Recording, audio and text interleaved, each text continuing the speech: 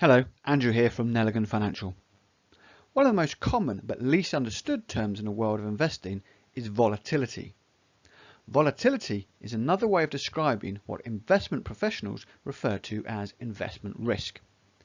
For the layperson, this simply means the risk of losing money in the investment markets. In this short video, I'm going to explain what is meant by volatility, and to do so, I'm going to take you back to school.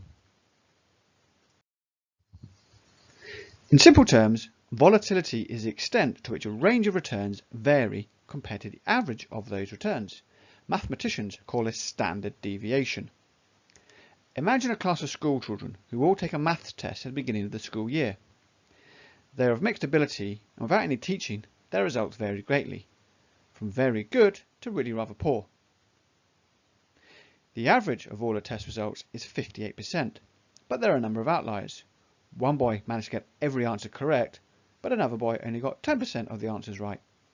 The boy who got 100% might have had a really good day, whilst the boy who didn't score well might have just had an off day. Whatever the reasons, the range of returns is wide, and the standard deviation of the score is 28.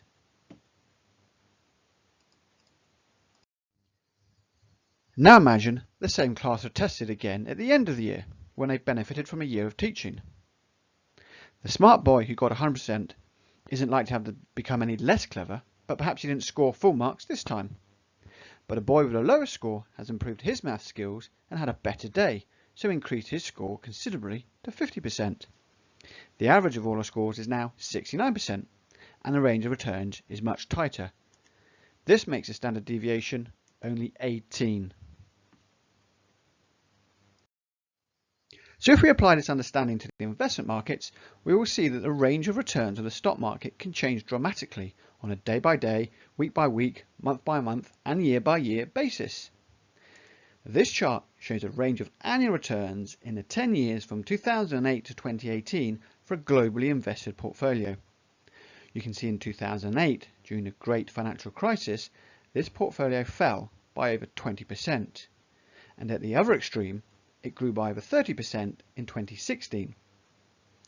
The average is 8.4%, but the range is broad, making a standard deviation 18. And this is why stock markets are said to be volatile. However, there is a really important point to make about why volatility is misunderstood and why too many people shy away from investing because they are too fearful of losing their money. Yes, in the short term, markets can fall dramatically, but as with a broken heart, with investing, time is a great healer. This chart shows the returns of the stock markets measured in decades. Here, you can see there is no period of 10 years from 1998 where the stock markets have lost investors' money. In fact, the lowest performing decade was in 2000 to 2010, when the return was 3% a year. The best decade for return was between 2003 and 2013, with over 9% a year returns, and that includes the great financial crash. We can also see the range of return has tightened, and the average of the decade-long returns was 6.6%. But the volatility, as measured by standard deviation, is now only 2, down from 18 when we're looking at the single-year returns in the previous slide. So that finishes my brief explanation of volatility. I do hope you found it helpful, and you can see why investing is not something to be fearful of as long as you take a longer term view. If you want to learn more, then please do visit the Learn section of my website, or if you want to get in touch, you can do so via the Contact Us section.